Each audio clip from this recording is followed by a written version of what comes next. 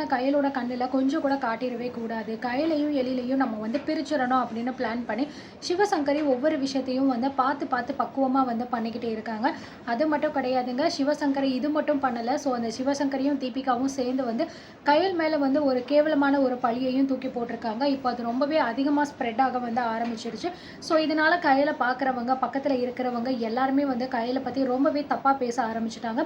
இந்த மாதிரி வந்து கள்ளக்காதலனுக்காக வந்து புருஷனையே வந்து இவ கொலை பண்ணிட்டாலே, இவ இப்படிப்பட்ட ஒரு பொண்ணா இருப்பான்னு நாங்கள் கொஞ்சம் கூட எதிர்பார்க்கலையே அப்படின்னு சொல்லிட்டு காதுபட எல்லாருமே பேச ஆரம்பிச்சிடுறாங்க.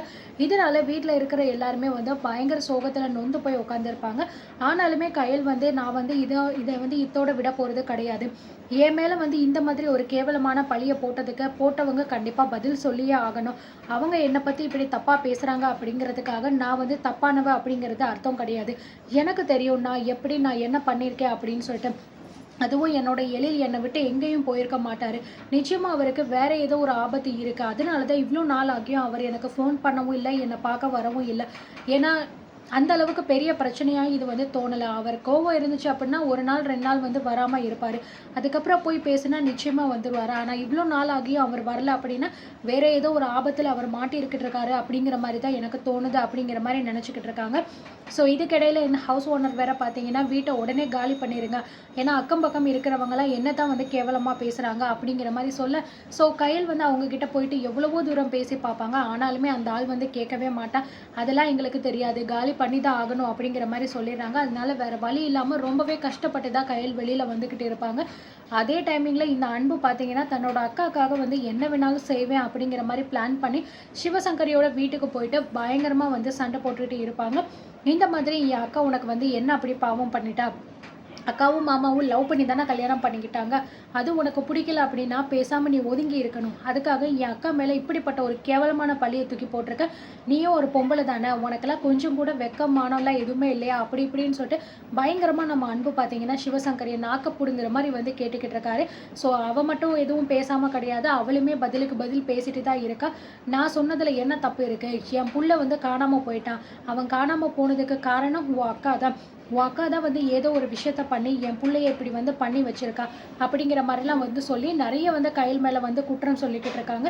பத்தாததுக்கு பார்த்தீங்கன்னா தீபிகா வேற சொல்லிக்கிட்டு இருக்க, உன் அக்கா வந்து அவ்வளோ நல்லவளாக இருந்திருந்த அப்படின்னா நீ எதுக்கிட்ட இங்கே வந்து சண்டை போட்டுக்கிட்டு இருக்க, வேணும்னா போயிட்டு உன் அக்கா கூட போய் சண்டை போடு அப்படின்னு சொல்லிட்டு தீபிகா சொல்ல, நீ எல்லாம் பேசவே கூடாது, வாய் மூட, அடுத்தவனோட புருஷனுக்காக ஆசைப்படுறியே, நீ தாண்டி வெக்கம் கெட்டவன் மானம் கெட்டவன், நீ எல்லாம் பேசுறியா அப்படின்னு சொல்லிட்டு தீபிகாவை பார்த்தீங்கன்னா பயங்கரமாக பலார்னு ஒரு அறை விட்டுறாரு.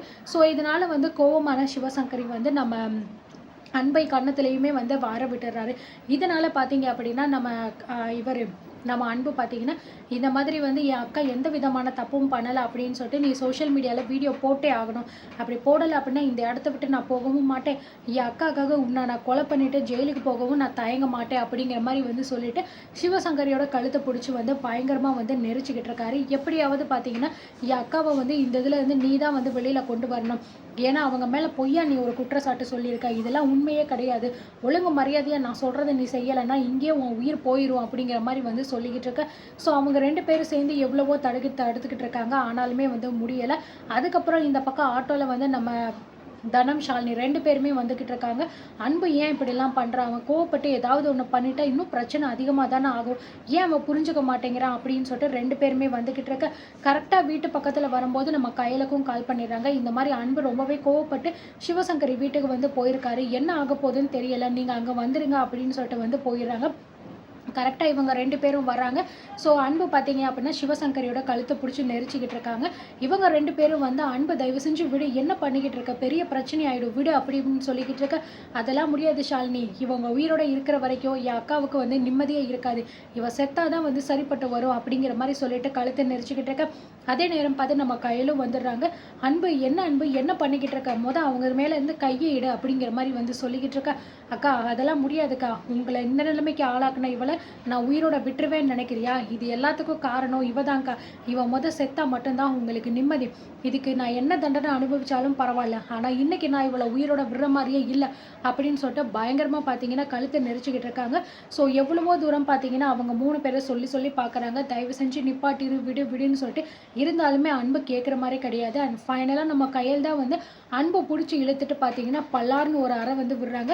என்ன பண்ணிக்கிட்டு இருக்க முட்டாள்தனமா, நீ ஒரு போலீஸ்டா, அது நீ மறந்துட்டியா அப்படின்னு சொல்லிட்டு வந்து பேசிட்டாங்க. அதுக்கப்புறம் தான் நம்ம அன்பு பார்த்தீங்கன்னா அவங்கள வந்து விடுறாரு. ஸோ இதுக்கப்புறம் நிச்சயமாக வந்து இந்த சிவசங்கரி சும்மா இருக்க மாட்டா. எப்போ பார்த்தாலும் கையில் ஏதாவது சொல்லிக்கிட்டு இருப்பா. இப்போ மறுபடியும் அதே தான் வந்து சொல்ல போகிறேன். அண்ட் அடுத்து என்ன நடக்க போகுது, இதை பற்றி நீங்கள் என்ன நினைக்கிறீங்க அப்படிங்கிறத கமெண்ட்டில் சொல்லுங்கள்.